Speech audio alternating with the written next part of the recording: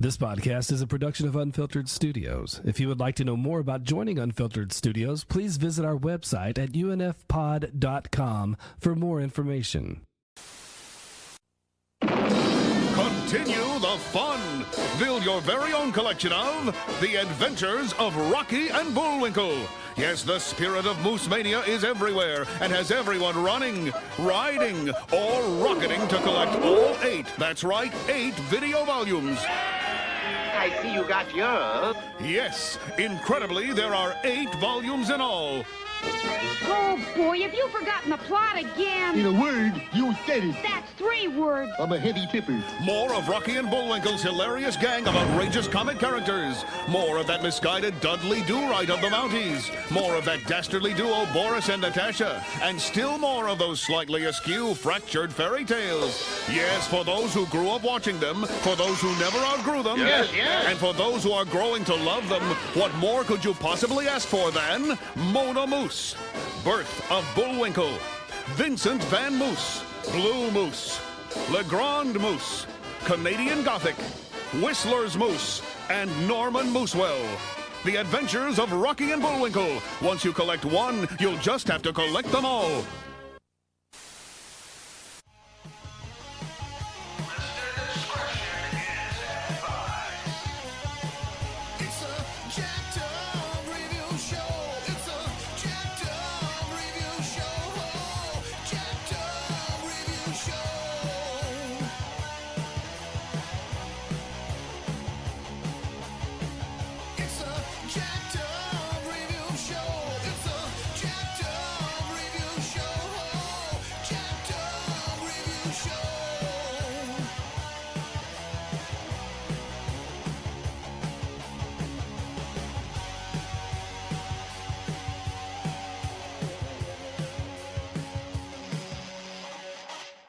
Hey, Rocky, why'd you pull a rabbit out of my ass?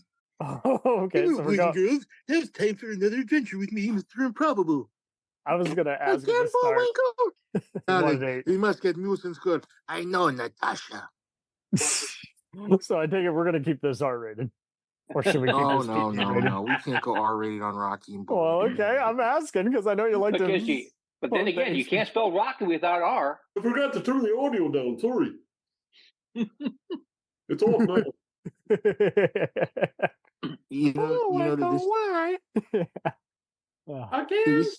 to this day, I still can't believe that, like, if you're a kid, like, and you grew up in the 70s, right, and in the 80s, and you were, like, you get up early in the morning, right, like I did, like I used to for Saturday mornings, and you could watch Rocky and Bullwinkle before the mainstream Saturday morning cartoons came on, you know?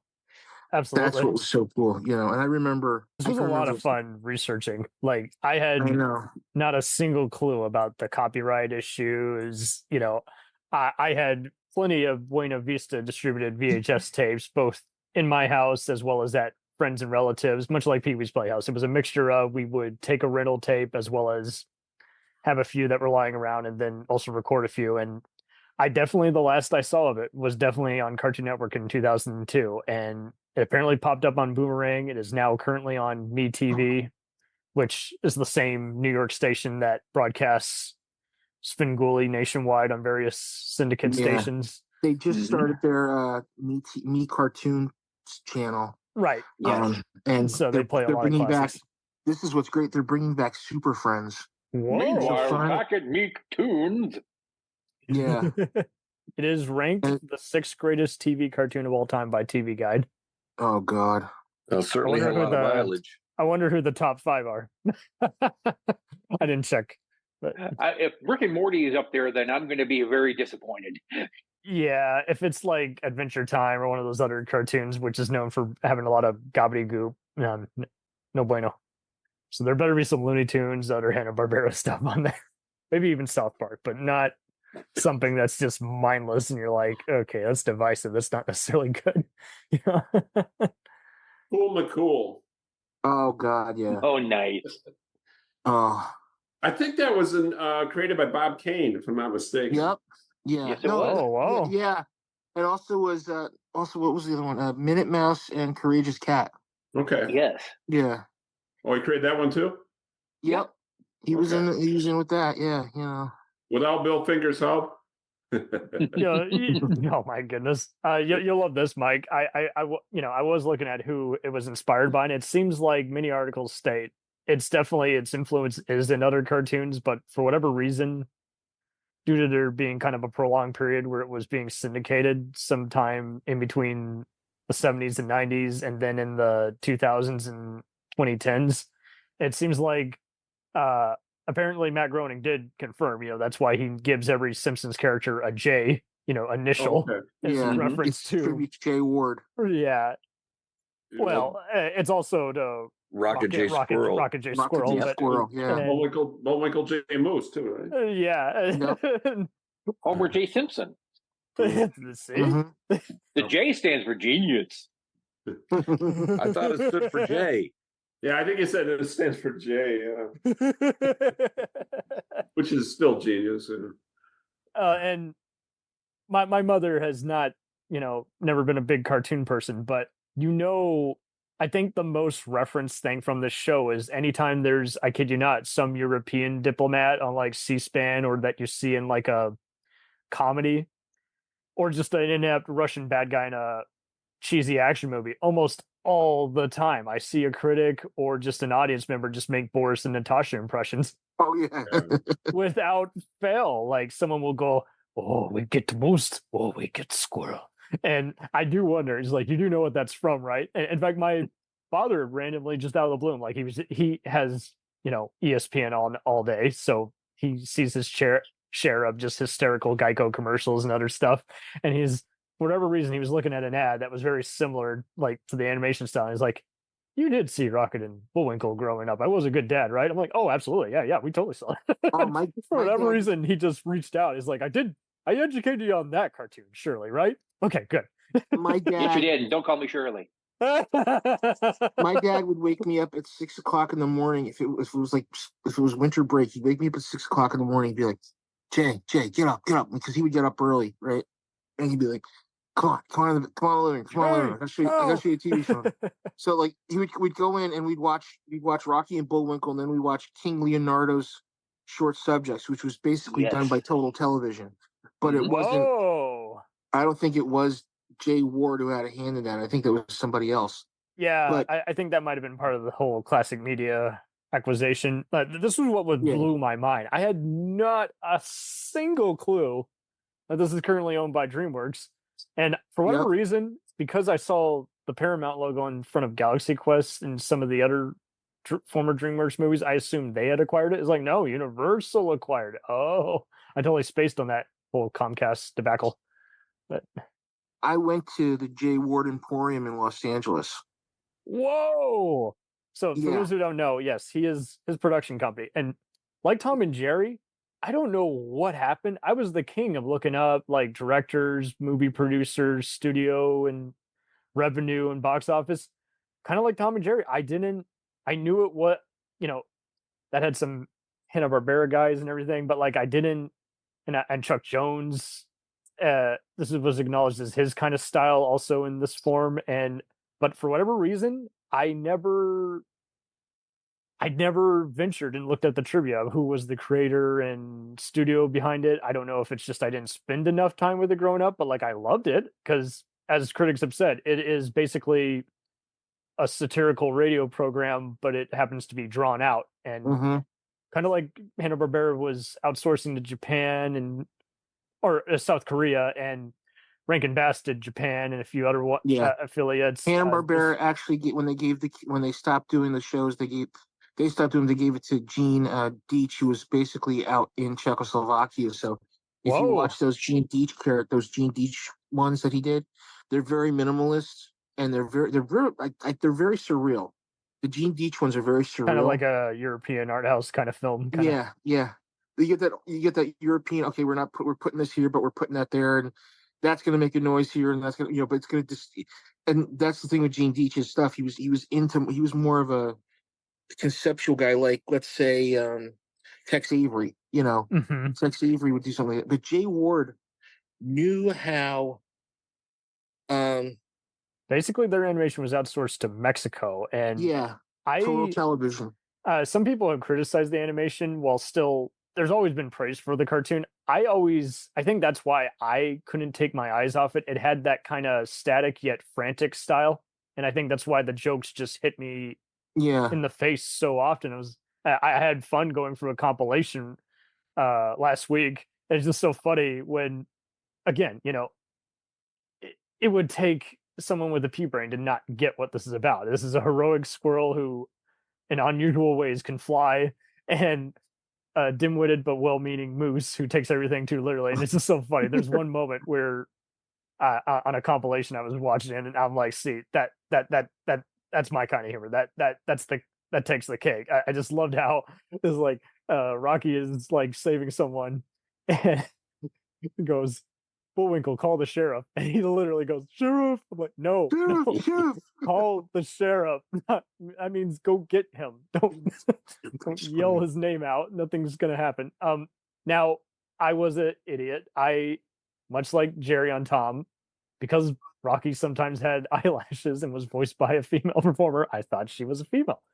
It's a guy, but it's a he, dude. But the woman was a kid, so I didn't. The woman who voiced him was the lovely June Foray. June Foray. Yes. Was this your intro to her, or was it the other Warner Brothers cartoons? Well, it was this, and watching her do all those voices like Granny and the Witch on the Warner Brothers cartoons, and there's a video of her doing all the voices she did, and she would do a nice, sweet little girl, like Cindy Lou Who, and then she'd play like a battle axe wife who was like, ready to beat the shit out of Yosemite Sam. "You better go play with Junior." "I'll go play with Junior." And like Junior's like this 300-pound kid going, "Daddy made a funny thing. Daddy."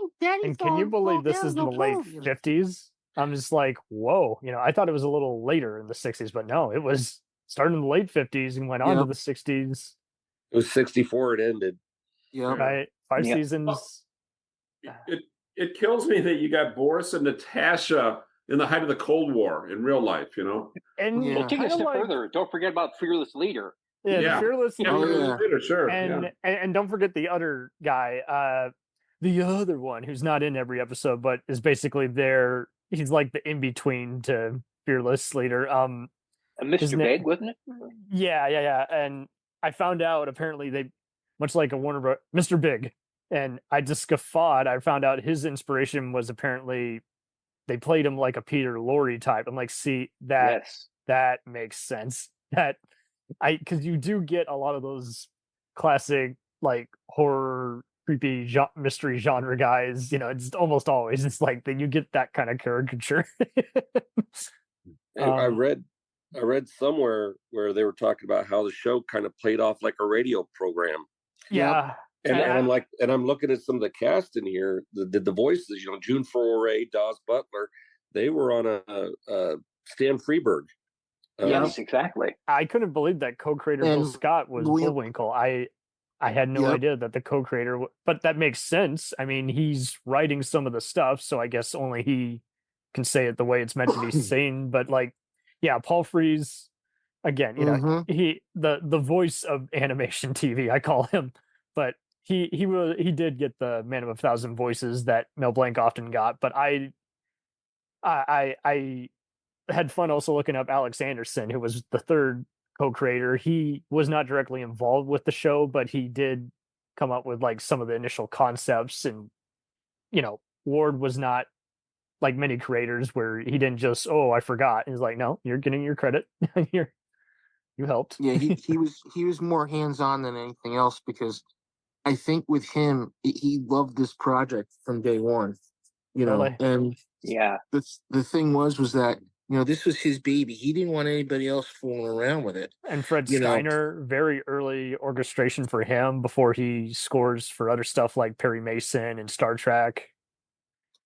And the thing I always loved was the beginning of the music. But whenever they would do the music of like Sherman and Peabody or Fractured Fairy Tales and stuff, that's kind of why I warmed up to it. Much like Pee-wee's, it was a variety show, and I loved how when they put it on tape, I never had any of the Good Times home videotapes, and apparently those were not approved by J Ward Productions. They only they took them basically because it was in that gray area before they had to legally retitle the show for current syndication. But and I couldn't believe it. But yeah, I had seen some old RCA tapes on occasion at like used video stores, but I had fun kind of just looking up how in between the classic media acquisition and Filmtel International distributing it, just how it was bouncing on both ABC and NBC, the latter for the most part. And like you say, like it is a radio program, and I think kind of like some of these other variety shows, it was fun that it wasn't just those characters. Like they would come up with other syndication packages where it was just those segments, but then they would come up with other ones where it's like it's the whole thing. You get Peabody, you get Tarzan, and that definitely introduced me to Dudley Do Right. He was kind of like Mr. Ranger on on Yogi Bear for me. It's like and I mean it's also just hysterical to me. Like whenever I see like a military person who's had a scandal in real life or even just in a movie who's like inept, it's not uncommon to just call them, oh, they're a yes sir, they're a Dudley Do Right, they're just to illustrate that they're inept at the job. And but to Mike's point, the Russian guys, like they're much like the World War II propaganda in the cartoons. They're there, they're in your face. But I think like Hogan's Heroes, even the most cynical European country can take it. They can laugh at it. It's not going to be bothersome. I think the thing with Boris and Natasha was that they were supposed to be like, your atypical spy. She's the femme fatale. He's the he's the guy who's gets the idea to do something to Rocky and Bullwinkle, and then it just fails horribly, And that's what it is with him. It's like it's this thing of with Boris and Natasha, it's a comedy of failure. That's the way you gotta look at it. They're always trying to do something to get the moose and the squirrel, but then they just fail at it. Like something goes off, something goes wrong. They set the charger too short. It's just something so stupid. But you have they're basically Wile E. Coyote, but he's divided up. They're Wile E. Coyote with Russian accents. and he's not a genius. And the one thing a lot of people don't realize is that. That makes sense. Pokemon totally stole that. Who. Yeah. That just hit me. Jesse, James, and me too. Meow. Oh my God. It's bad. But it was that kind of trashy thing back then. Rocky and Bullwinkle are kind of James Bond before, surreal James Bond before. Yes. Well, and that's what I was looking at. The international things going on, and that's what I was looking up too. Well, I'm like, did you ever? I think Colonel Klink in Hogan's Heroes, he probably is a ripoff of Fearless Leader. Yeah. No, it's the other I'm not. Oh, it's the other way around. No. Wait, hang on. No. It was a. But the thing was, if you didn't read the story about, they were going to make. There was a place where Bullwinkle Hill from called Moosylvania, right? So Jay Ward and a bunch of it became like a little joke of a grassroots movement. So they go to the White House in 1961 to make Moosylvania a state. Oh my and God! What happens is they pull up right to the White House, and they're told by the security, you better come here for a minute. We need to show you something. Now, I've heard there's two versions of this. They were waved off by the guards at gunpoint, or Jay Ward was taken in and said, we have a situation right now with Cuba and Russia and the United States, and they realized it was the Cuban Missile Crisis was happening. Oh. Yeah, so, that's they did experiment. I did read that you can still see some of the original Bullwinkle intros, which were like done with a puppet, and he would make jokes that kids took too seriously, like mess with the TV set, buttons, and enough parents wrote in complaints saying stop doing that, or kids aren't smart enough to stop taking it for real. Well, I think the one thing that gets me is they would always with their humor. Mm-hmm. It was satire. It was self deprecating. It had more than just let's make fun of Russia. No, it was like Bullwinkle, how do you know? I had to see the page in the next part of the script. It's just they would just do this like self-parodying. Do you feel like there's a bit of loose inspiration for that when like National Lampoon debuts on the radio? Yeah, but it's like, and that's who they get that humor from, is like Rocky and Bullwinkle. It's like The you gotta guy think who takes it too seriously, and the other unusual hero. Yeah, it's like it's like you don't expect Rocky and Bullwinkle to be heroes, but they are heroes. Yes, but they're the most unlikely. They're not heroic heroes. They're just guys who get caught up in a situation. Right. I noticed too that the intro to Rocky, a thunder of jets in an open sky, a streak of gray. It's an absolute Superman. Yeah, I was going to say they're parodying the Superman thing. Yeah, yeah. Or the Lone music. Ranger, or the Lone Ranger, which William Conrad voiced on radio. Yeah, a cloud of dust, was it a cloud of dust, and a hearty hi-yo silver. Here comes the Lone Ranger. Well, I mean, I even thought else that he flies. This was fun because it made me want to research more, like what inspired like other cartoons. And I'm not here to be a jerk and go, ripped off this and that. I'm like, no, everybody borrows from something or is inspired by something, and for this other thing to exist.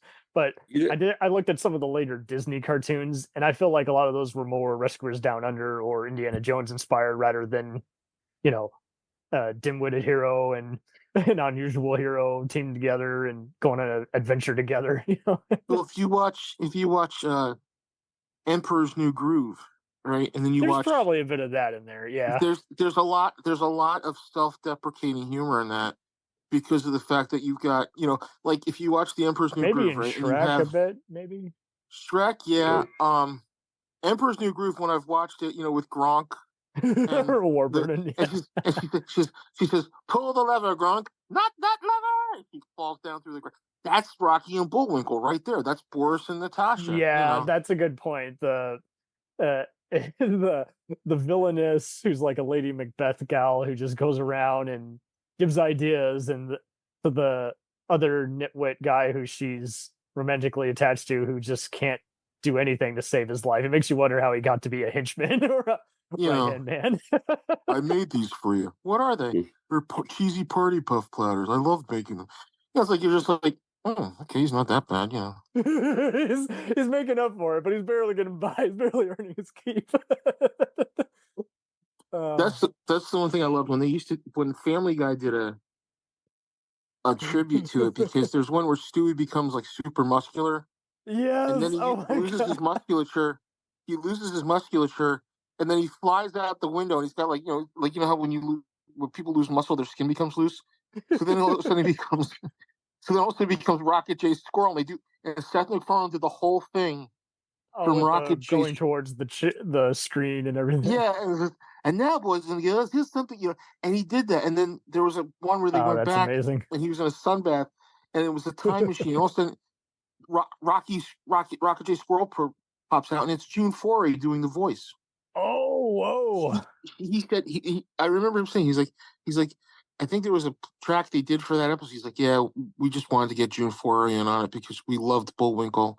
We all love Bullwinkle, Oh, that's great, man. That's what I love about Family Guy. Family Guy would do like little, jabs at itself and stuff like that, And then they do a crazy homage, and you'd have to rewatch it. You're like, what did they just do? Did I blink and miss something? But that, whoa, that's awesome. There's wordplay in it too. There's wordplay in Rocky and Bullwinkle there. It absolutely is. Yeah, it's going to fly over a 5-year-old's galore. head. Yeah, maybe. Okay, so maybe there's a bit of that with Buzz Lightyear and Woody the cowboy, maybe in Toy Story. I wouldn't say that. I'd say maybe more Daffy and Bugs Bunny. No. Daffy and Bugs Bunny was more like that. Daffy and Bugs Bunny was, yeah. Daffy and Bugs Bunny was more like, first Daffy was supposed to be like Bugs Bunny's equal. Mm-hmm. But then they kind of made him like when Chuck Jones got a hold of him. It was like, no, let's make him like a pissed off. They hate each other. He doesn't hate Bugs. he's just kind of like just always in Bugs' shadow, you know. It's kind of like celebrities, yeah. It's just, Yeah. He's second banana and he knows it. Yeah. And I think Nancy Cartwright has mentioned on Simpsons commentaries that she worked with June Foray, which she was a huge influence on her. yeah. I would hope. Yeah. I mean, Yeah. that woman could sing. Yeah. And you guys made a reference to Hogan's Heroes, like some of the characters. I mean, and I get a I'm bit looking- of that in even Rambo movies. Just something that's so over the top, where the villain is just chewing scenery, like in a James Bond movie. Leon Askin was a voice in the show. Oh, he was? Apparently, because he's listed Whoa. as part of the voice cast. Are you kidding me? There's a lot of uncredited voiceovers. And Otis is also from Andy Griffith. Hal Smith. Yeah. And Okay. William Conrad was the narrator. Yep. Yes, he Yeah. was. Canon. Yeah. I love when you do. Meanwhile, when Frostbite falls, you know. Right, so atypical from the, like you say, the serious on-screen persona. And here's what I find funny too is like Edward Everett Horton. He's a narrator during some of that stuff. I could swear it was Hans Conried, and he does Hans do a Connery voice. did do some of that. He did do Hans some of the Connery- narration voice. Hans Connery was in Dudley Do-Right. He played Snidely Whiplash. Okay. Yes, Yeah. that's right. But he But- wasn't the narrator guy. But I every time I hear that narrator guy, Hans Conried is the guy I think of, even though I know it's not him. I'm trying to think. who That's a the good hell point, was- though, Gil. I mean, just you get a lot of these other guys who are just like, man, I know that voice, and it's not, the first 10 voice actors that we all know. It's but you're also looking at not just the ones we've already mentioned, but we're looking at Cracked Fairy Tales, which we kind of touched on. But we're also looking at Aesop and Son. Yep. That to me was for a pun guy. It was very close to my heart. Same thing with Mr. Peabody and Sherman. That the puns at the end always brought a smile to my face, because no matter how bad they were, I absolutely loved them. It was just priceless. I did have fun reading up even more on United Productions of America. Again, those were former Disney guys. They're much like this, that a lot of their stuff was produced for Sony, and then they got acquired by DreamWorks, Universal. But I did associate they produced Mr. Magoo, and I did kind of find that same kind of style for this to be kind of one and the same. So that tracks. I'm just like that same kind of just see what I did there, and just they'd have like literally squiggly lines, like for lack of a better word, just with the animation style. And it's just, again, like, even if you're the dumbest idiot on the planet who can't tell a pun to save his life, like, it's just like you can't take your eyes off the screen. You're just like, I believe everything you're telling me right now. It's like I never saw the 2019 cartoon on Prime. I did see it well reviewed by NPR, and I checked out the first episode. It was not fun to watch. Not fun. Okay, well, I saw that Tara Strong was the voice of Rocky, and this other unknown was Bullwinkle. It kind of came and went. It was like a 2-season thing, 2018, 2019 for Amazon. Yeah, sometimes like capturing lightning in a bottle. Yeah. All right. Yeah, but that's half the battle right there, though. Well, I mean, the original Bullwinkle, it was for the children, but it catered to the adults. I think the one that was from 2017 or 2018 or whatever, it catered more towards the children. Yeah. And Gotcha. And It might get them to watch the original. Yeah.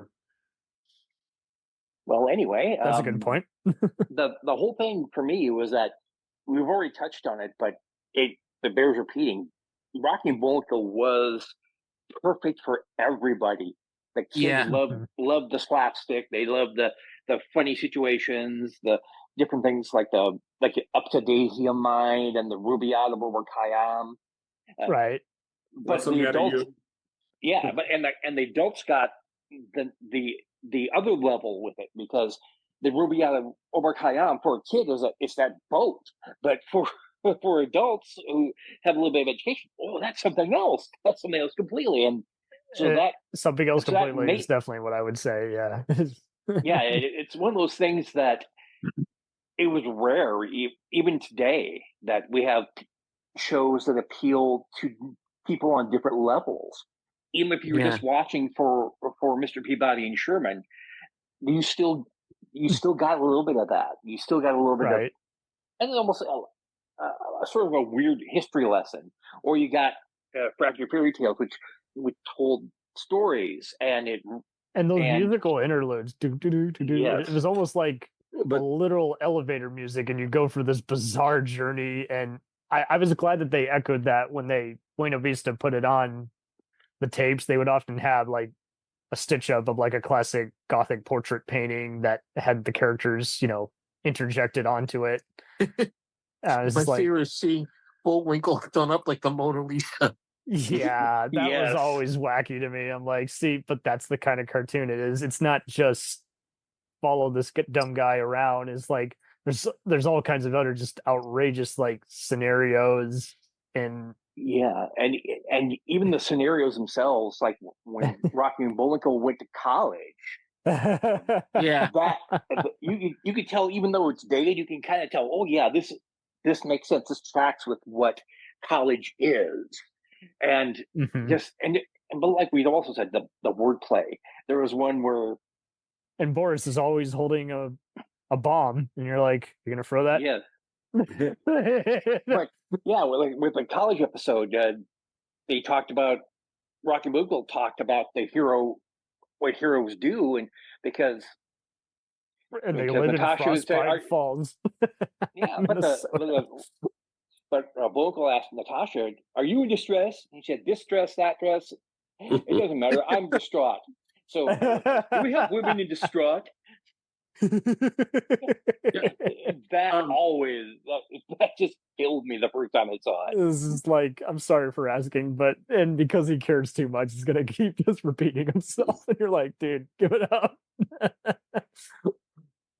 Peabody's Wayback Machine predicted the time tunnel too. Yeah. And they did a heck of a lot more. They did a heck of a lot more when they went back in time than the guys in the time tunnel. They never changed anything, That's true. They interact, and it's just fun. It's just more. So I'll take it a step further. They were also presenters of Voyagers. Yeah. The TV show Voyagers. Yes. There was time travel before that, but still, it's right. Yeah. It wasn't just let's do another take on H.G. Wells. It's like it's before pulp novels, but like we were saying before, it's making fun of serials, and like the adventure is just so goofy. Half the time, like Rocky and Bullwinkle don't even need to be there. They're just like spectators, just being very animated towards the camera. And you're just like, Two for the ripsaw. Like that. Goodbye, Mr. Chips. Oh my God. Oh, I like the cliffhanger endings too. I wonder if that influenced the Batman TV show. It always have a clip. Tomorrow night. I think so. Yeah. I don't discount it. But I also think it played a lot towards the serials and going back to, you're right for a moment, those early silent movies, because you always had, because it played into those tropes, a woman getting tied up by the villain and being put on the railroad track.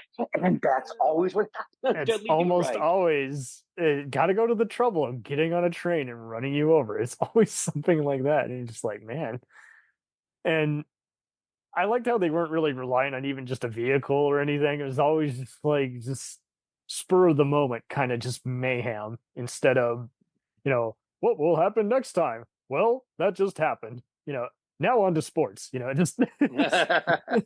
And, the thing I loved was when they did when they would he'd say one title and be like, tune in next week when it's it's all over. It's all over now, or there would be another title after that title. And it would be and what pun. And I was watching some episodes today, and they did that, and it reminded me of Police Squad.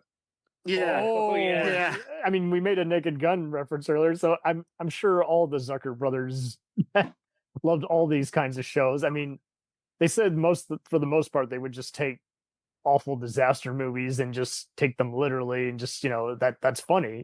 This writes itself. So I wouldn't be surprised if Ward and company weren't always create. I mean, I'm sure they had to have loved serials, but I wouldn't be surprised if they saw some cheesy ones where they're like, I didn't care for that Commander Cody skit, a segment, or that Three Stooges blurb. I'm gonna make fun of that, and maybe they saw a bad Lone Ranger one and just said that's our material. We're gonna write that. We're gonna draw that. I love that Peabody took an entire episode to get to the punchline about why Napoleon has his hand inside. He's a smart dog, and then there's this other brainiac kid. I feel like those guys definitely get referenced a lot in any just smart kid, maybe in Dexter's Lab, although he's an evil version. There's something that you've seen in a recent cartoon. Yes. So Tiffany Ward's daughter, is the head of the studio as of 2022, and the granddaughter, Amber Ward, is the vice president currently. Yep. So it's all in the family, man. It's all in the family.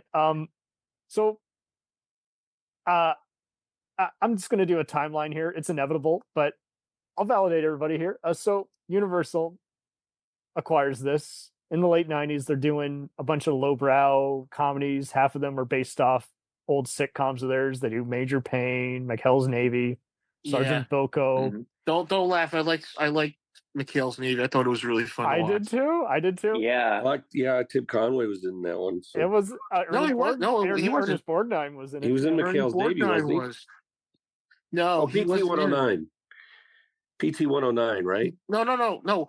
McHale's Navy was Tim Conway and Joe Flynn and Ernie Borgnine, and I forget, that was the original show. But what they did was they had Tom Arnold when they did the remake. Deborah Messing and David Allen Greer. So then they do Dudley Do Right. Makes sense. It stars Brendan Fraser, who just did George of the Jungle, which was another one of Jay Ward's.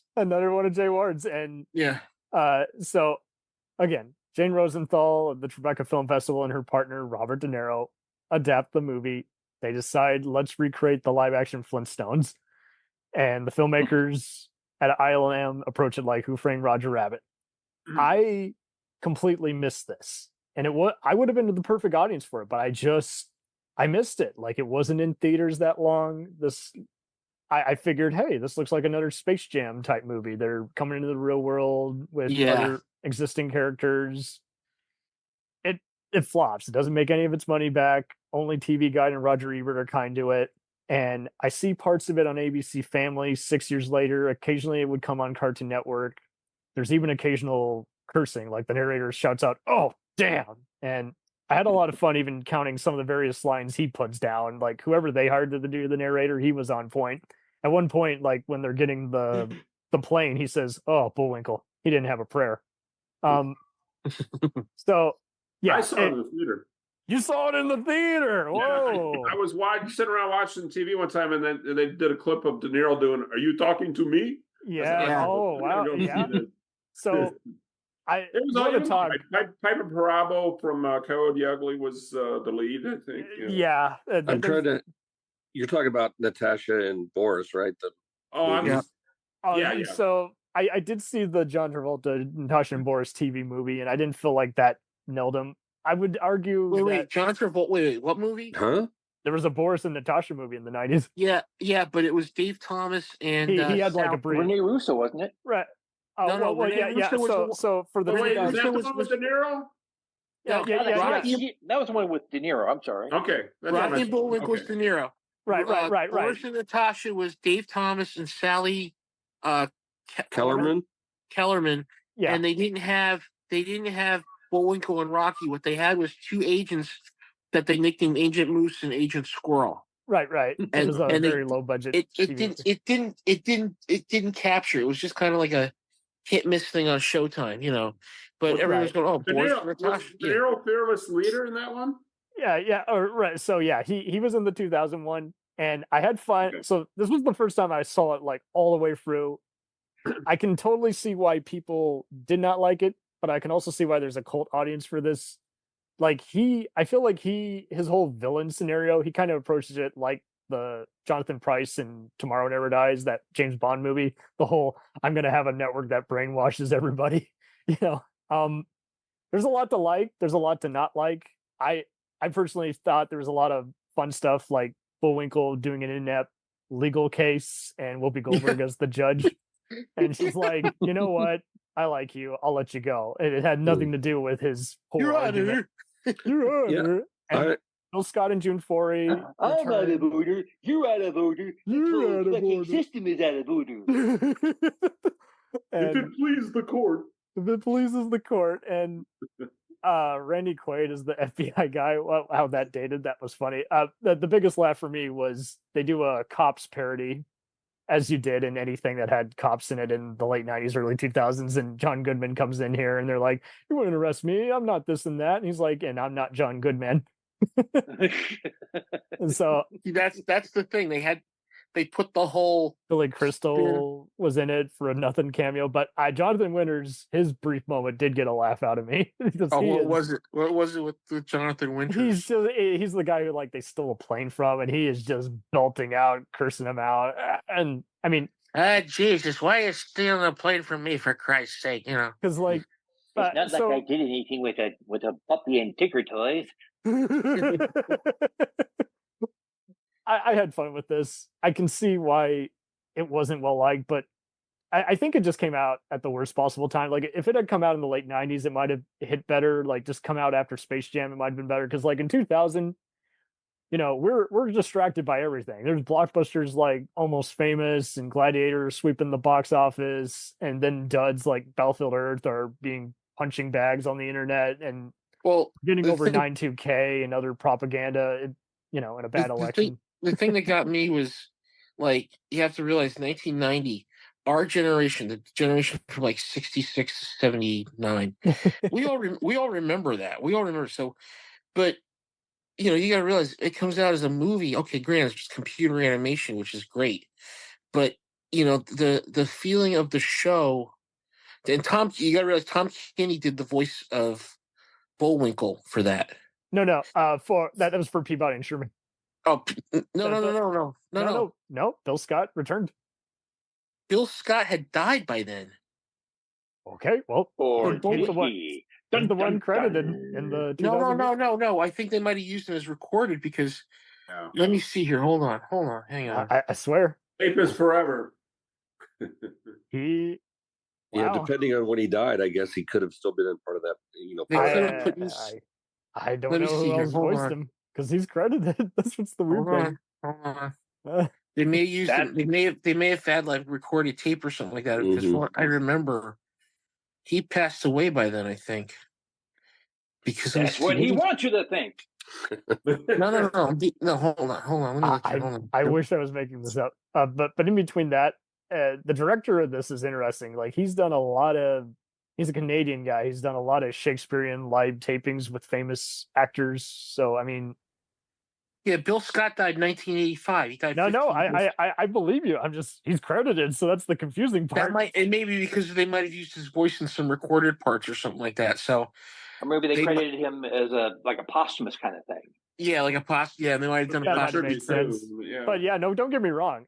So Peabody and Sherman came out later, and my father and I were cynics. If I did see it, I don't remember. It might have been at 4 a.m. on FX network once upon a time, but like the trailer gave so much away, I kind of felt like I had seen the movie, even though it was a chuckle worthy. It looked like it was in good hands. Like they had the spirit of that cartoon down. But apparently, yeah, they did a Rocky and Bullwinkle cartoon, and then just last minute they just decided, just dim-wittedly, oh, let's just put that as an extra on the Blu-ray. So yeah. It gets good reviews, but it's still, again, it flops. Just the marketing doesn't figure it out. I don't know if it's just there's not enough parents. No, Mr. Peabody. Let me just take a look here. Mr. Peabody and Sherman. Let's look. Oh, it flopped. Talking about that recent cartoon or something that came out. No, I'm talking about the cartoon movie. Like, it gets reviews, but I'm sure it made its money back on video. But like, they decided actually, it made all its money back. It was that's weird. 145 million. It grossed 275 million. Well, shame on me. I saw someone say it's a flop. I'm like, why are you calling it a flop? It made good reviews. So either way, the Bullwinkle and Rocky cartoon that they play before, I gotta hand it off. Like, I would never have guessed that is Tom Kenny's voice. I'm like, yeah, he does a dead on serious. I'm like, that's freaking Kenny. Oh. Kenny, he does the voice for what? For SpongeBob or something? Yeah, SpongeBob, yeah. and Rocco and all those others. And I'm like, bunch of other things. That's freaking Tom. Yeah, Stripperella is like I've always admired seeing him. I mean, we talked about it on Mr. Show a week ago, but like I love just like anytime he is in a movie, I admire him because it's just, as he said before, like he can be a chameleon and just slip into all these different movies and shows and not have to worry about what audiences it's for. Like he just has a loyal crowd every time. Like like when he was doing Mr. Show, like we talked about last week, Mr. Show, he would slip into these characters and you'd be like, wait, that's the guy who does SpongeBob SquarePants. I'm like watching the one, those sexy. I'm like, that's SpongeBob doing that voice. You know that, right? And just word for word, and you're like, how? I'm sure he had plenty of frame of reference. That's his generation, but like to do it dead on in that well.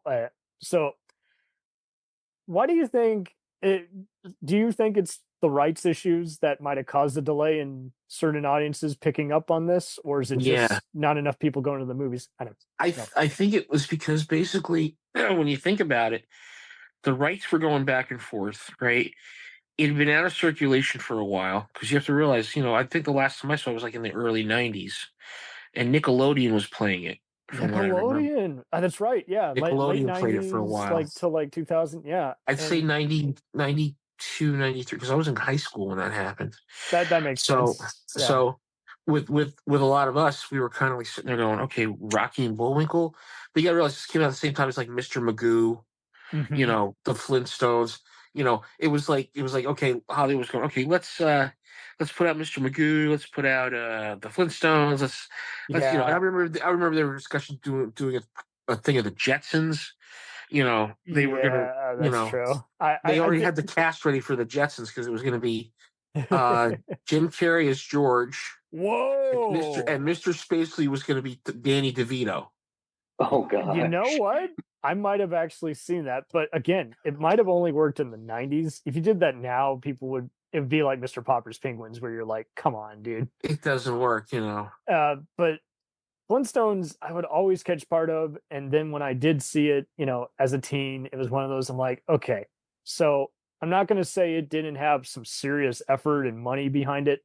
There were some funny jokes. There's even one they had Harvey Korman voicing the bird, and he had a funny joke that was kind of most people miss. That's like a diss towards like Disney or Pixar, and like, see, I think that one had too many cooks, and it's not just that there were like 30 script writers on it. I think it was really just, and it wasn't just that they had a star who was good in the role but didn't want to do it. I think it just had too many rewrites, and there weren't enough gags. And then they did the sequel. Oh, and boy. The sequel, I liked it. I liked the ending because it had the Great Gazoo in it. That's and true. It had, and Harvey Korman was the Great Gazoo, but they had him play another character in it. Mm-hmm. And Joan Collins took over for Elizabeth Taylor, being Mrs. Flaghoople. Isn't that wild? These two early '60s starlets, in this key role is like that. Well, they had Elizabeth Taylor in freaking the Flintstones. Right, that's her Elizabeth final role. Taylor's playing Mrs. Flaghoople in the Flintstones. I'm thinking to myself, I'm like, I'm copping a buzz. And let's get Stephen Baldwin because no one else is available. Yeah. And wait, they'll get Rick Moranis to play Barney. Yeah. And then they'll get Rosie O'Donnell to play Betty. To play Betty. The casting was inspired. Don't get me wrong. I think there was just something a little off about it, and I never could put my finger on it. I never regretted watching it, but I never was surprised when it made like worst movies of all time lists. But Goodman was great in the role. I gotta say it. Like, for a movie he did not want to do. Yeah. And there were some fun puns and everything. And ironically enough, Jonathan Winters is in that as well. And he's kind of wasted, but it's still just funny just seeing him in it. And I think it's just in the B-52s. Being the BC-52s. And don't forget the captain from Law and Order is in it. He plays the Dan Florek. Yes. Yeah, Dan Florek is in it. He plays the freaking LA Law, yeah. He plays Mr. who's the guy? Who's Fred's boss? Mr. Slate. Mr. Slate. He Yeah. plays Mr. Slate. Right. It's just I will name this new material after my daughter, my baby daughter, Concretia. I remember Kyle MacLachlan, but I can't remember if that was the first or second one. That was the first one. That was the first one, and it was one of Holly Berry's first roles, and she plays a secretary named Sharon Stone, because get it? Yeah. Because reasons. Oh, and it is. I think that's the other thing too. It started off as a Joel Silver project, then he loses the rights, so then it becomes a Spielberg Amblin thing. And I don't know, man. I think a lot of people do like cartoons. It's just, I mean, I don't even know how you market a movie now with today's crowds being so picky. I think part of the problem, like the Peabody and Sherman movie that came out, they geared it more towards the kids, which, okay, but you should have at least tried to do something that included the people that grew up with it. I agree. And it didn't seem like they really gave that any thought.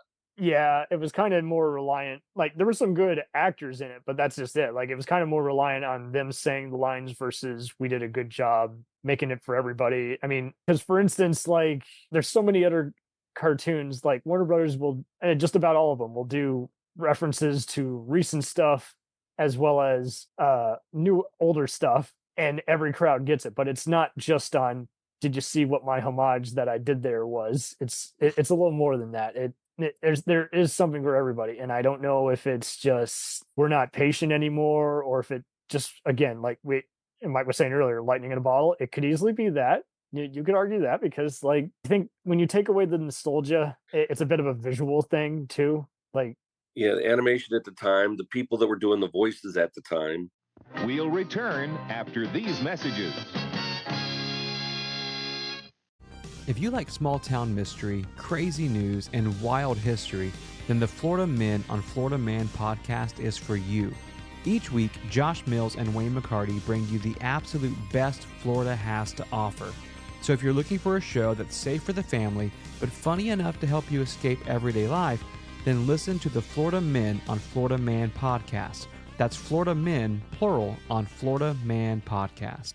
Hey, it's Brent Pope, the host of Breakfast with Brent Pope. You've seen me on some of your favorite TV shows saying things like, "Give it up, Jimmy. You got to sink this putt to win." On Breakfast with Brent Pope, I sit down with guests from the entertainment world, and we do it all over breakfast. Or should I say Brentfast? Every week on Brentfast, you get inside Hollywood info and tips, great breakfast recs and foodie debates. Most of all, you get the most delightful 30 minutes of your week. So dig in. It's Brentfast time. Listen at Brentfast.com, Apple Podcasts, or wherever fine podcasts are found. And you do have to really love the voices. You really do. Because there's so many ways where that can backfire, and you're like, like, I remember when the new Super Mario Brothers movie came out, and a lot of people, were like, I don't really care for that guy, or I don't see him playing that character very well. I kind of signed up instantly the minute I saw Jack Black was Bowser, personally. I didn't see any trailer. I went in blind and had fun with it. But, most people are going to watch the trailer, and I get it. And trailers just suck nowadays. They're not in studio anymore. They're always hired by people who just skim through the movie and find the first scene that just is eye-popping. And it's just like, well, but that's not the movie. And what if that's a deleted scene? Well, now you just lied to your audience. It's not. Well, in the movie. if you look at Vudu, and they don't really show you a lot of trailers anymore. It's all clips. And you look at the clips, like it doesn't Netflix. tell you anything about the movie. Yeah, Netflix has some okay clips, but then there are some other ones where you're like, yeah, it's like you're scrolling over a weaker moment of the movie. It's tough to describe to people unless you are a visual guy and you are a film buff guy. Like, it's like if you were to try and introduce a show to someone, but you show a lesser season, it's like, well, that's not them at their finest. You don't show the third.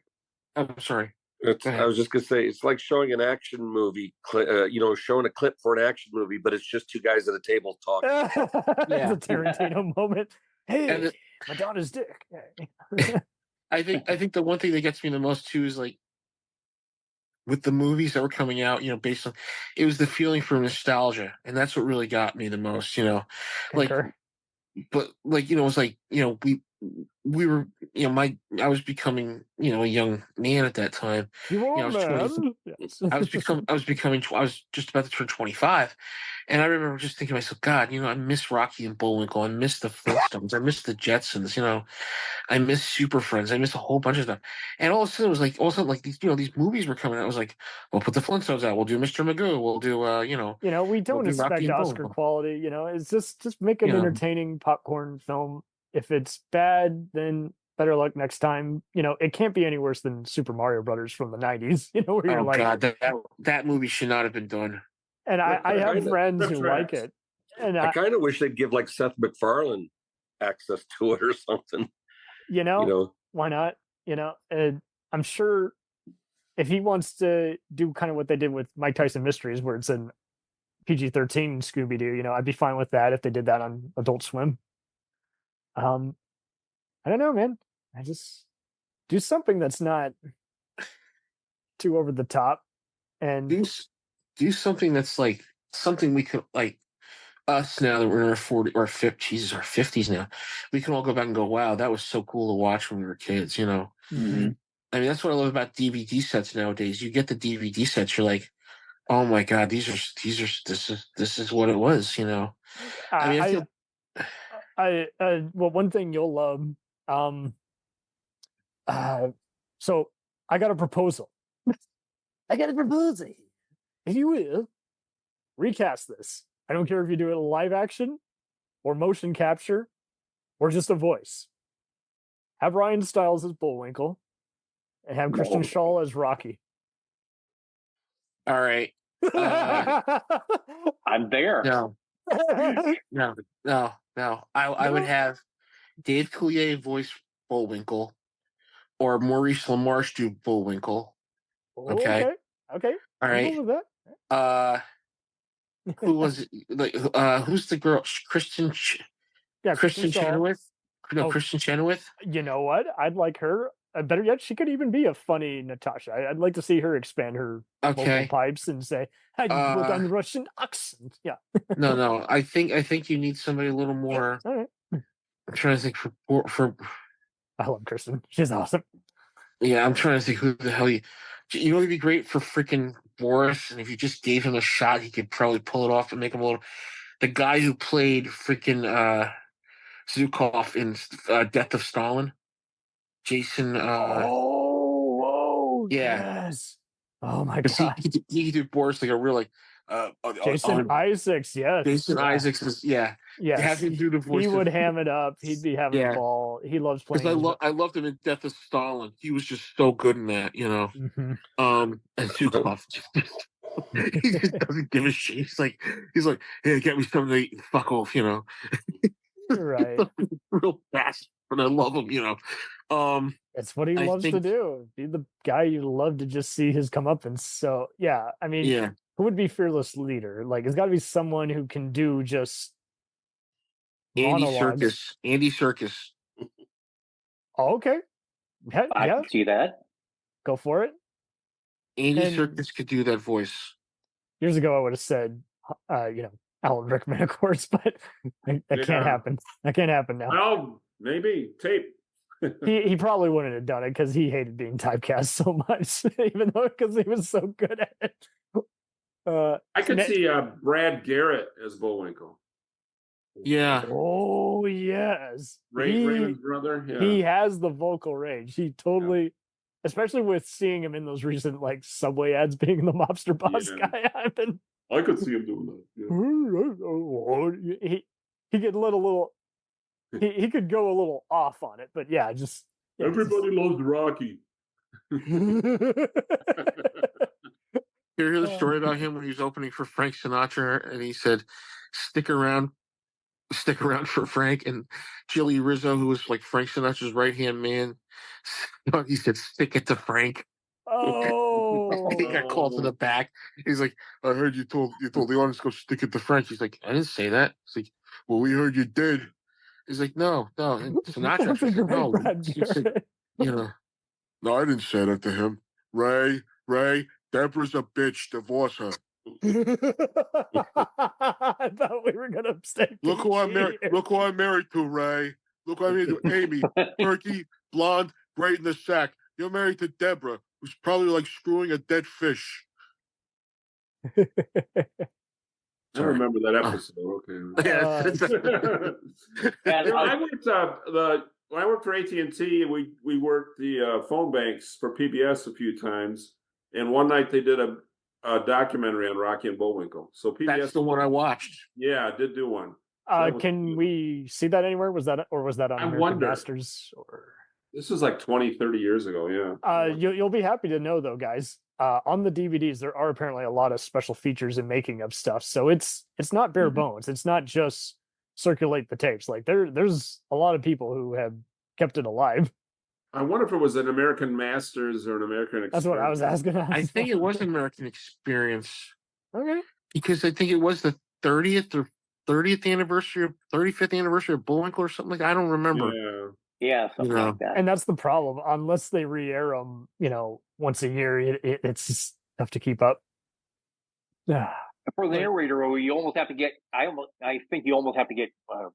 There's you have to get Morgan Freeman. Yeah. Stay tuned next week for the following. It was the squirrel who could fly. Tell me I'm not crazy. They did make a Dudley Do-Right movie, didn't they? Yeah, I mentioned that with Brendan Fraser, and I think that wasn't Alfred as Molina strong. played the bad guy. Mm-hmm. And it still airs commonly on AMC, and it was a comfort news. I thought I'd seen it, but I'm like, I haven't seen anything about it in a long, long time. Of course, I haven't gone looking. It's on for it AMC once a year. They often play it during the holidays because it's that kind of easygoing Sunday night movie. Yeah. It's making fun. There's a lot of Mountie humor, as you would in that kind of film. But what I did like was, again, the off-color narrator, as off-color as you could be in a PG thing. And so I think that's why, again, I would never put that or The Adventures of Rocky and Bullwinkle as worst movies of all time. I'm sorry. Like, there are plenty of other movies. You can put Cool World, or you can put some other bad, animated movie or video game adaptation as the worst. I wouldn't say they're the worst, but I think they kind of fell flat for the material that they had. Okay, no, that's fine. It works better as the, No, that's fine. I just would see so many of them. Like, and it's funny how Jason Alexander and both De Niro have since gone on and said, "Oh, I did it for the money." I'm like, well, I think De Niro is more sour because he put a lot of his own production into it, and he didn't get it back. But I would have liked a better Boris. Yeah, Jason tried. I just think there could have been some other more, like all the other comedians you guys mentioned. I think they would have been better as Boris. There's a little more of they can just lean heavier into the accents, instead of we get someone who's heavy set but also dim-witted. I like some of the visual gags on the original series too. There's one where Rocky's smelling the scent of Bullwinkle's recipe for the Moon Man, that whole complicated plot, and they show the trail of him following the scent. It looks like the Washington Monument shows up, and instead of going around it, he goes up and over the Washington Monument. These dotted lines. It's like, why? Why? You're just saying, let's mess with this. It's kind of like Bill Keene's Family Circus with the so trail. Maybe that plays into the Geico ad. Yeah. Yeah. You can't even get Mount Mooshmore. It's like, Bullwinkle, is that what it's called? Well, the thing I always loved is when he would do the magician actually. Hey, Rocky, watch me pull a rabbit out of my hat, and he'd pull out a lion. Yeah, that's something. It didn't matter how the lion got in there. It's like, of course, he would find the wrong animal. And the lion, the tiger, the rhino. A rhino. Yeah. I do remember the rhino one. He pulled Rocky out at one time. And those were Bullwinkle, that's me. Those were setups for the commercials to follow, which it's kind of its era that maybe that shows would the stars would hype the commercial. Right. It's so funny. We've been talking about marketing. Maybe there's a lot of that kind of humor in today's ads. The gotcha stuff. Just like you'll have to stay tuned. You got to stay here for the next 5-10 minutes. That it can't get any less funny. Just and Well, I hope they didn't sell cigarettes like the Flintstones did. Yeah, I was going to say, so you'll be like the delighted. ultimate example. The worst they had is they had some Taco Bell ads in the 80s. Oh God! If that's the worst they can do, I'll take it. It's not like they, I don't know, pulled a Spielberg and hired a infamous filmmaker to do a Twilight Zone movie. See what I did there? It's not. If that's the worst you can do, an ad for the diarrhea causing Taco Bell, I guess I'll take that. That's okay. I remember going way back to radio when they had sponsors, and W.C. Fields had a radio show, and he had a character on there named Chester. Chester Fields cigarettes. Yeah. Their sponsor was like Winston or something. It was just a jab at their sponsor. Remind people of Chester Fields cigarettes, but he wouldn't out and say it, but he never said Chester Fields, but Did you guys ever go to Universal Studios and see the live show? I had fun finding that clip from '92. No, I never did, unfortunately. It looked animated. It's kind of dorky because like the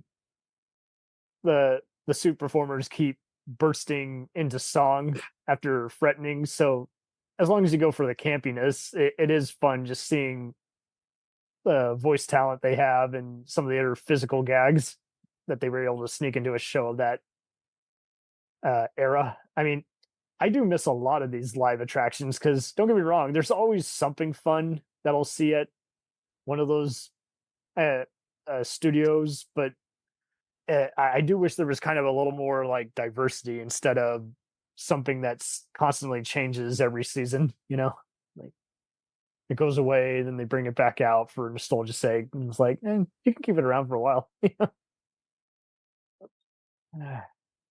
So, I mean,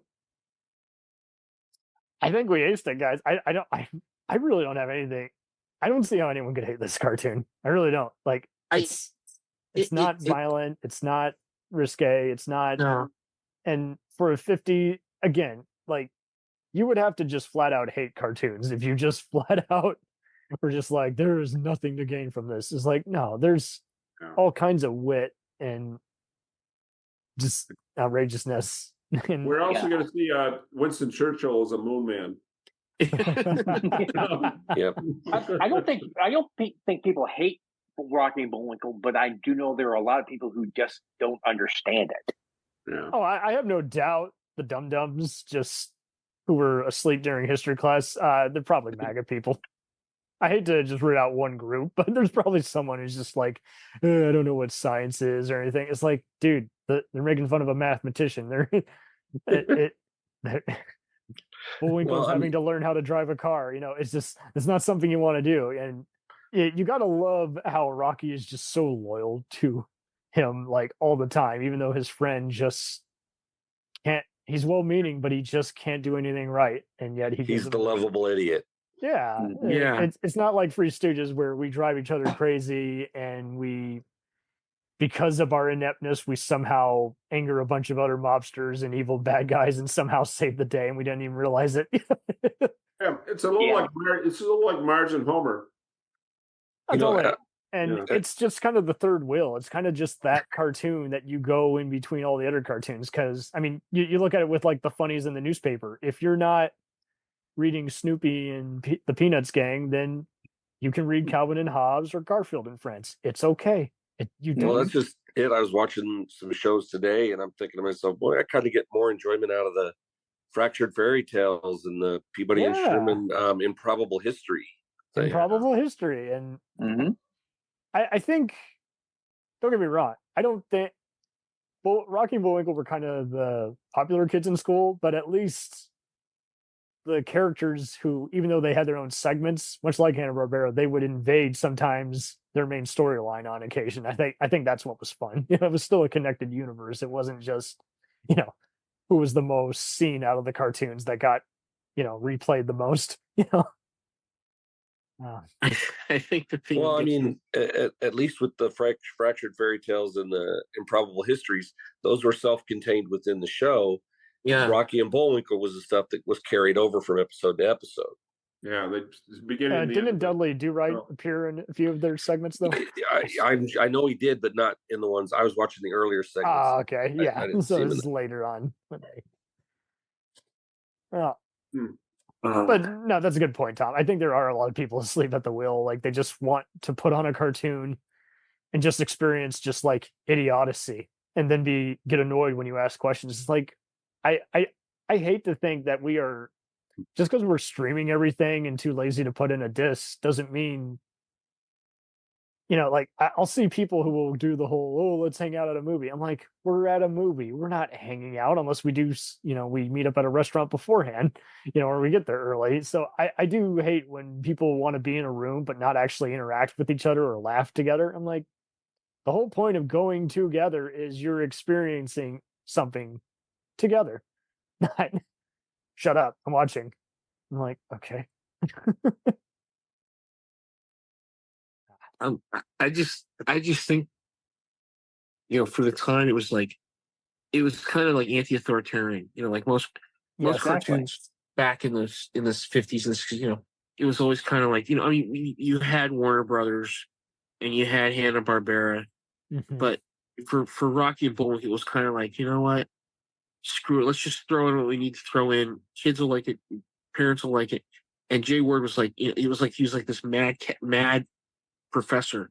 He was putting things in there and he was going, okay, put that in there. Okay, that works. So that's fine. Okay, write that in there. Okay, and then we'll do Mr. Peabody and Sherman. We'll just go on that. And that'll be a big giant, like a joke to the punchline. Yes. Like what happens here.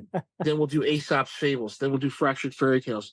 And we'll do this and we'll do that. But he's like, it's like he had this. It was like this long. It was like, I always say it's like a line. If you draw a line, it can go in one direction. But if you draw a line and you go like point A, point B, point C, and the line that's in the middle is still your running point for the middle part, but all these branches come out of that line, that's how you got to look at Rocky and Bullwinkle. There's the story of Rocky and Bullwinkle, but there's like, Fractured Fairy Tales, Aesop's Fables, all this, and then there's the other things coming, George of the Jungle, Dudley Do Right, Yeah, all that's why I brought him up. I had fun tracking it down because I get more distressed, if you will, when I see. I mean, we're seeing it now with the HBO Max guy. He needs to go. He's just killing half the projects that are well hyped, and just killing them as tax write-offs. Is like, so we need. I've already been listening to more of how not to make a movie and seeing producers who will take the first property that's a thing but have zero interest or knowledge about it. There needs to be just like whoever's selling away rights. It better be more than just Chico needs the money. It better be like this guy gets it. Stop. It's in good Must hands. stop. Right. It can't just be Spielberg gave me the world. It should be, and they're going to do a good job with it. And I've already had dinner with the guy who's given me his word they're not going to screw this up. It's just and because it's very easy to screw up a beloved property. Green Hornet, Chips, Charlie's Angels. Lord. Oh yeah, deep hurting. Yeah, don't get me started on. I know, Gil, you said you were kind of disappointed about this Fall Guy. I was disappointed by. I've had my share of like TV-based movies where I'm like, see, even on it, like I was that way with Reacher, where I'm like, okay, it's Tom Cruise doing NCIS, not as good as the book, which I couldn't put down. I would have to pick my sister up from her college, and she's like, "Where are you?" I'm like, "I'm in the library. I can't put this book down." Now, the movie didn't have that. The movie had, okay, that was a cool fight scene, but what was the plot really? It's just, you have so many plots that I think it's more than just. Don't get me wrong. There's many great screenwriters who, unfortunately, they do have to do a Robert Towne where they are the script doctors. Frank Darabont done a bunch of that. I get it. You got to make a living, and sometimes that's what actually the rewrite is actually what makes the movie better, ironically. But there's also so many other times where it's just like, okay, you've done it 5 times. Stop. Just your voice will be lost. It won't add up. You'll have to rewrite it again. And then so you won't make your money back at this rate unless you have a crazy, pitch perfect, internet marketing campaign in this day and age. And I think that is it. Everybody gets impatient, and if it's not the suits coming in and not understanding it and firing the director, then it's also a mixture of just forcing it out. We got to follow a trend. Like we've said it before, how we're kind of distracted by every movie trying to imitate Deadpool. Is like, don't just be you. You can't replicate Deadpool. Yeah, you can, but it's just not going to be as funny. And I'm not even aware of any movies trying to pretend to be Deadpool. Oh, there's been some other Ryan Reynolds or movies with The Rock that were kind of like that, where they talk to the camera or do some fourth wall, and you're like, okay, that's okay, but it didn't merit it for this kind of movie. Like, I think you can have your own voice and just be witty. And instead of, Lorne Michaels came in and said, we got to cut this skit, it shouldn't have to be pure pressure. And I get that that's easier said than done. If they're unimpressed with ratings or they just have no faith, that I don't know how much of it, how many strikes do you think it takes for someone to just kind of say, we're taking this away from you. We've given you a get out of jail free card and you're not following our input. I don't know how much of it is if the director's being rude to the producer's aides, or if they are doing what they want, but it's not fast enough. I think there's still a disconnect with visual effects. I will say that much. In animation, you will always see some jerk who's, I want my dailies and I want them now. I'm like, we just told you this was going to take 2 months to have an animation draft. We'll meet in 2 months. No, I need to see it now. Well, again, we'll see you again in 2 months. Do not get. So I think there is a lot of that impatientness.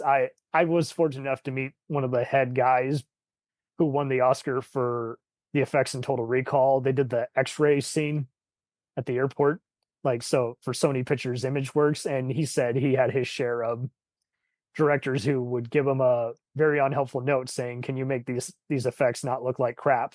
I'm like, "Gee, thanks." Like, what part? It sounds like you hate it all. So I don't know how much of it is directors jump at the first chance without, doing their homework, or they just are a yes man who doesn't take anything too seriously. Because if I hire someone, I want you to at least have seen more than just 5 episodes of a show or cartoon. And if it's a book or another movie adaptation, he's like, okay, take the spirit of it. Don't do the same thing all over again. And obviously you can't appeal to everybody, but definitely I would definitely want to make sure to get with the marketing, trailer advertisement team, and just say, make sure these segments are in the trailer somewhere before you add the epic music and all the other stuff. Don't just, add very loud, Foley. It doesn't have to look like a Christopher Nolan movie or a WTF twist like a Shyamalan or Jordan Peele thing, and it doesn't have to have rap or electronic crappy music blaring either. It doesn't have to have any of that stuff that just makes you go, that looks stupid.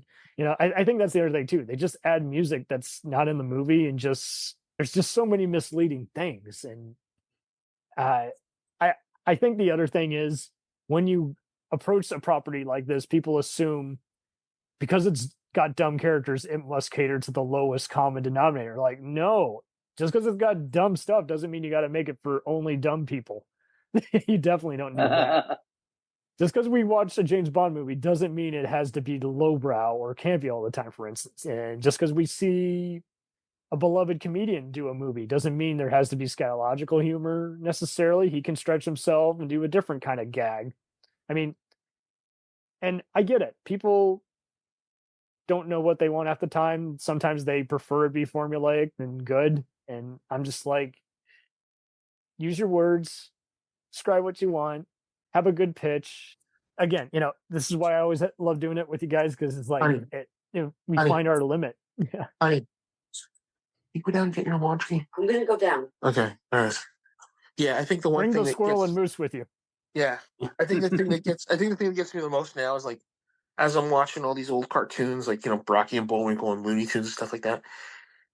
The writing at that time was it's like these were guys that did gags for radio. Irreverent, as well as irreverent. Just The Rocky and Bullwinkle were the cartoon version of the counterculture.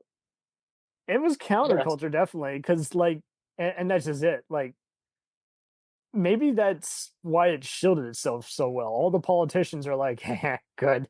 Our kids are learning that the commies are bad, so we'll leave it alone, and all the rest of us are just guffaw who are actually glued in, actually paying attention, or just loving, again, just the radio worthy skits that they're doing, So I think you got to just keep just dressing it up, and the morons who wreck it for everybody leave us alone, while the people who are actually are down to see what it's about, are glued in, that they're the right kind of patient crowd. So I remember a line in one of the Rocky. What about the taxes? Well, we can't make everyone happy.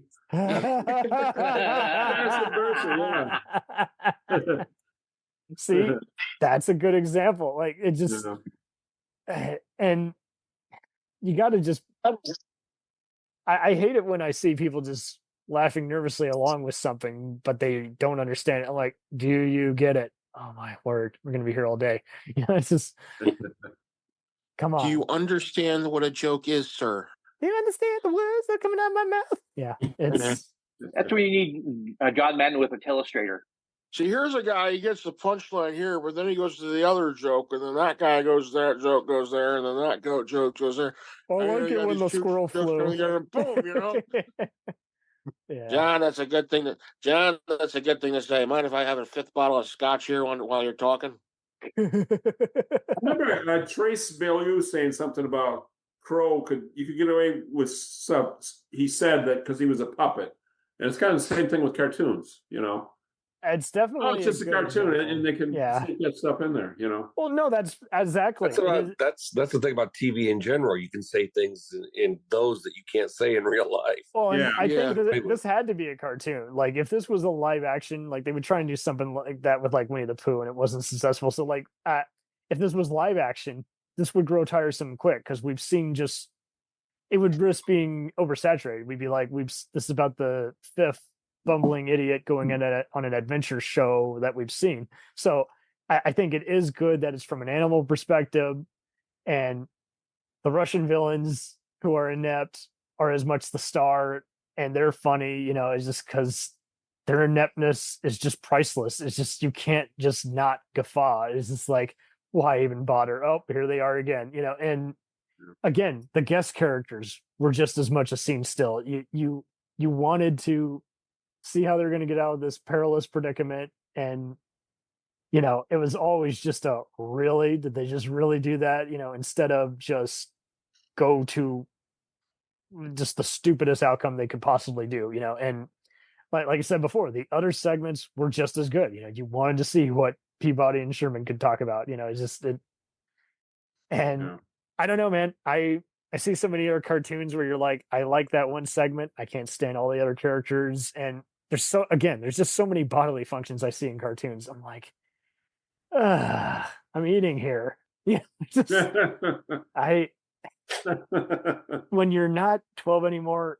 I mean, don't get me wrong, some restroom humor is funny, but there's others where you're like, did Adam Sandler write this? This is yuck.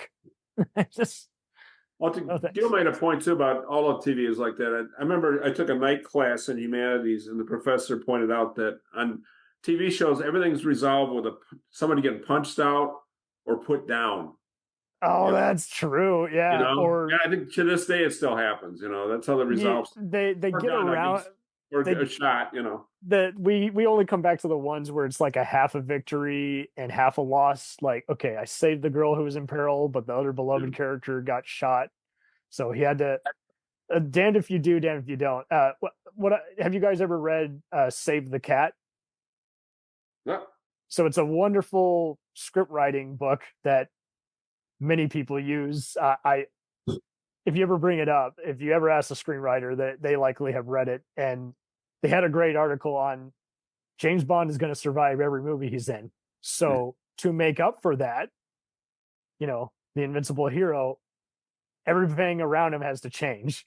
which is why, again, but it's more than just different villain, different Bond girl and everything. There's got to be like an outcome. Like, hey, I tried to save my one spy friend. He's dead, Jim, and then there's other moments too, though, where but then that can easily backfire too. If you feel like people are still hesitant to get into a show, if every one of them is just a punching bag or a bullet hole, waiting to happen, so I really do tune out of a show if I feel like because of that actor, they're the only reason I'm coming back. It's like, no, I need to really like the production value and content and material, and it can't just be, hey, well, that was stupid, that was fun. It's like, and sometimes that is all we need. But for the ones you want me to come back to, I really have to just really feel like you're dialed in, you're coming up with your own concept instead of, oh, I got to be like this other show, or I just exist because we got an Emmy nom this summer.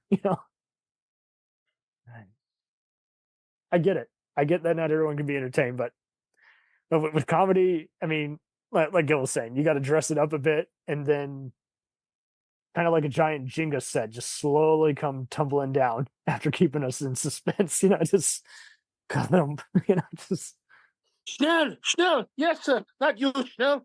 Quicker. Yes, so there sir. you go. No, not you, quicker. Well, you go to Germany, they don't really want to talk about Hitler over there. All right, so there you go. Major Tot is a ripoff. Adolf who? So yeah, so one of these days someone should ask Spielberg, is Major Todd in Raiders of the Lost Ark based on Fearless Leader? Probably not. I think the best thing I ever heard about Germany was one time Monty Python was going to film their shows there, and he says, somebody said something. And Graham Chapman just said, "Well, just tell them we're Jewish and they'll get everything done better for us." Oh, wow. Grief. Oh, they did shows over there, didn't they? The Germans? They did. Yeah, they did 2 shows. Yeah. One's in German and one's in English. Yep. They did one in German and one in English, yeah. They have subtitles for the German one? Yeah, they do. Okay. The second German show I'm always trying to look for on DVD, and I think it might have been released on the Blu-ray. Yeah. Because the one that I have now just has the one show. I don't think they could get the other rights for the other show. But the Did they second ever show, do a Blu-ray of Rocky and Bullwinkle, you think? they probably will. I don't know. They'll probably have it out on Blu-ray. They'll probably clean up the prints or something like that, Because It's always funny, though, too, when I have to have this argument with people. It's just like, okay, that's too old. The best you can do is HD. It's not coming to Blu-ray. Like, no, everyone's lost the material, or it's been digitally altered so many times, no one knows where to find it. And it just sucks having to tell people this. It doesn't have to be on Blu-ray to matter. It can still be good. Did you care about Blu-ray before it was popular? Probably not. I'm all good if you want better sound and better resolution. But then there are other times where it's like, guys, that's the best they can do. They have already sat down and done as much of a remaster as they can. Well, I mean, the thing that gets me now is like they've been saying, "Oh, we're going to remaster this, we're going to remaster that." Okay, fine, remaster it, make it look. But what happens is you get the remaster, and sometimes it's washed, the audio's washed out, or it's done in 4.1, and you can't hear things on it. As much as you gain, you lose something. I mean, one of my favorite things when watching The Interpreter by on DVD was there was a great special feature with Sidney Pollack and just showing full screen versus widescreen. It's like, see, this is what I want the full screen to look like. This is what I want the widescreen to look like. Listen to the Tigers AM radio last night. I like that ambient sound, that AM radio sound. It's like comfort food, Yeah. Well, and nostalgia for the win. Again, like if you've been living and breathing that stuff, it's just like another day at the office. It's like fun. People who like to hear the records rather than the digital or digitized music, because the records will have that sound to it from the needle. I remember somebody told me there's a sound with vinyl. You hear the note, you hear a sound before and after the note that you don't get on CD or whatever. There's definitely a bit of that. I still though do miss putting CDs in my car. I was doing it for a while until I got too busy. But uh, there are other times, though, like much like how we're picking different diets and schedules, just remember the memories. It's a memory, but you wouldn't think about it for the bit of time if it didn't matter to you in some capacity. Like, listen, I see so many other people who do the whole "I'm afraid to revisit it. Somebody's going to ruin it for me." I'm like, not if you have your own 2 feet to stand on. It won't. It's just if it really made an impression for you, that's okay. You don't have to cater to peer pressure or well, my family hates it. Well, their loss. You can still enjoy it by yourself, by your lonesome. It's okay. There was nobody in my family that ever liked anything that I liked. Welcome to the club. And it's not, we're not saying they're wrong either, even though they probably are, but it's just like, okay, they don't have to enjoy it. Their loss. It's just, and I see so many, they will just do the whole, like, I've been hearing people who've been reviewing John Hughes movies on their podcast and getting divisive. I'm like, well, it shouldn't be. Those movies were good for a while because they lasted so many generations of high schoolers. So if it's not for you, though, move on. Like, shoot, stop wrecking it for everybody instead of just doing the whole, oh, you can't like that. Well, it's a movie. Watch me. Someone out there likes it. Watch me. Challenge me. Yeah. It's just like, we don't have to argue about movies. Like, when we've had hot takes on here, none of us have ever shouted the other down and been like, you're a fucking moron. And it's like, well, I hope that day never comes. It's like, but it's amazing. I have had to stop listening to certain podcasts just because they went from being really wacky to snobby. I'm like, And in my defense, I am a fucking moron. I think you're bright, but to each their own, man. I'll let you speak for yourself, Tom. That came out of left field. My God, are we putting everybody on trial here? I mean, shit. But I mean, I was the only kid in my junior high that was a Ray Stevens fan, and it drove everybody nuts with that. I mean, I think the other thing, I think that it is a bit of that. I see people do the whole, oh, no one in my class knows about it. I'm like, and who cares? Yeah, you do. You like I still it? like listening to him. I'm not crazy about his politics, but you know. Well, and that's the other thing too. I think it's funny though because some of his '60s songs were very left wing. So that's the other thing too. There are going to be a lot of people who just somewhere down the road they just really change their whole how they are and everything, and it gets annoying when you have to tell them. It's like it's not because of your politics that you're bad. Although I definitely don't want to be in an interview with you, but something also changed behind the scenes because whatever you're churning out, it just doesn't sound like you anymore. Did you guys see that thing I shared you, the Guess Who? Oh, yeah. And my dad shared that with me, and he's just like, the people, we were both speculating, the people at that audience chamber must have not been hearing it too well, just hearing the blaring acoustics, or they're not familiar with the song he's covering, because it could not be any less different. Have you seen the videos of Frankie Valli recently? No. Is he? Okay, how do I put it to you this way? He comes out, they start singing like, let's say Big Girls Don't Cry. He's got the mic in his hand, but he's like mouthing the words. He's not singing. Somebody actually posted, I was like, oh my God, he must have something wrong with him mentally or physically. I don't know what, but it was like, oh, Jesus Christ, this is bad. He was on The Sopranos for a few episodes. Yep. Oh, wow. Yeah, that's right. Yeah. Yeah. Well, and when I see even people going to music numbers, I see so many people wanting to just mock what they're singing. I'm like, we're basing this on effort here, guys, not on. We can talk about whether we do or don't like the song later. That's a whole different story. And I think snarkiness is just killing a lot of people. It's just like, dude, base it on the effort, not on one-dimensional, you suck. Well, why do you suck?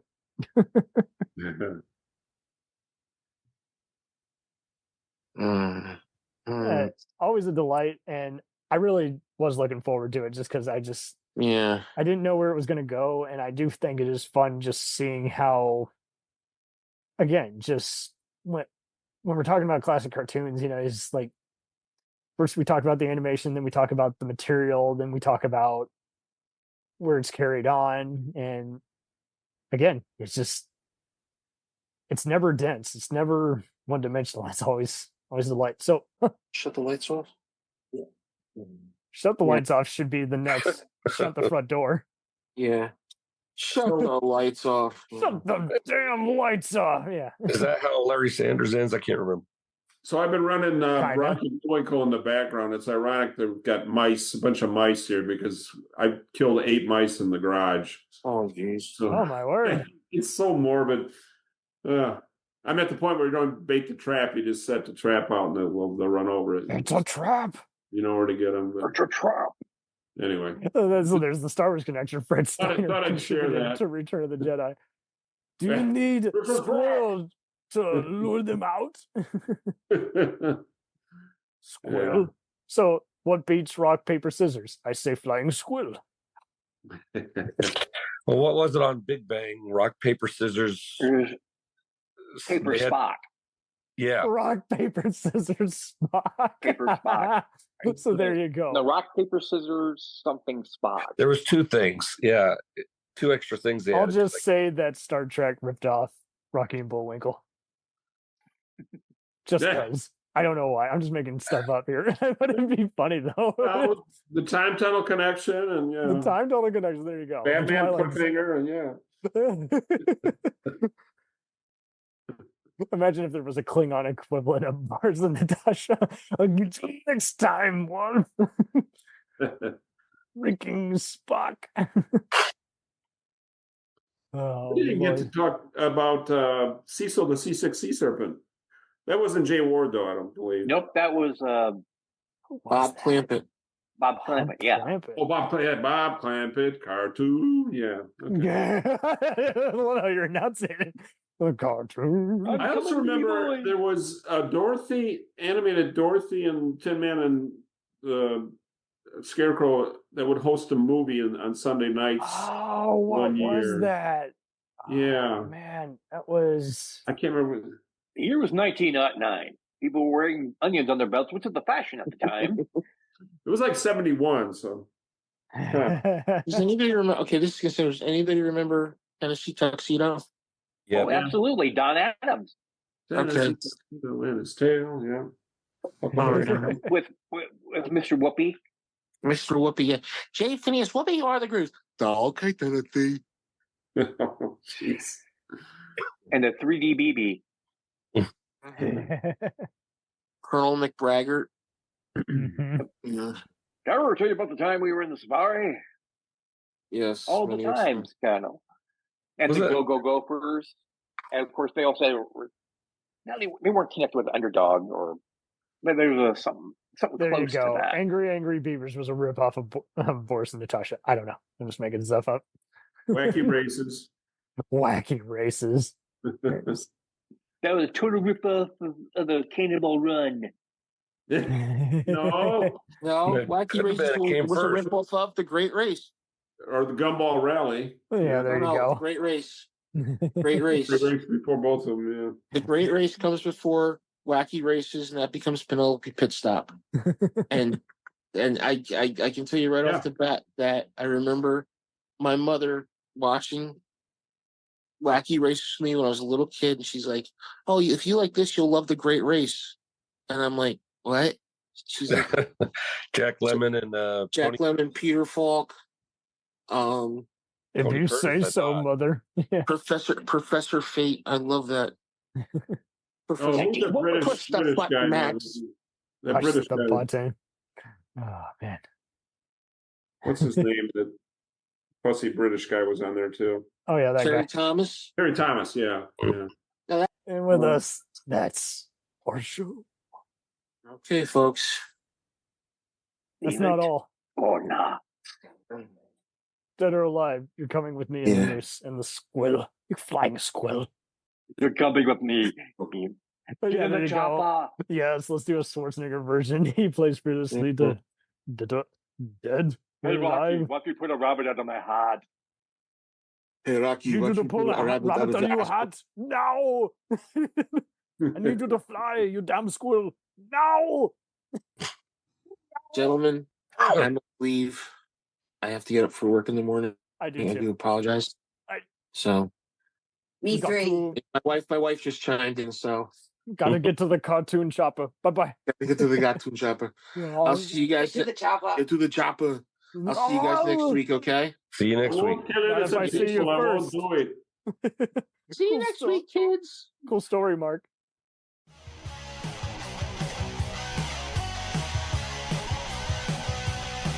Follow us on the web on Facebook, Twitter, and Instagram.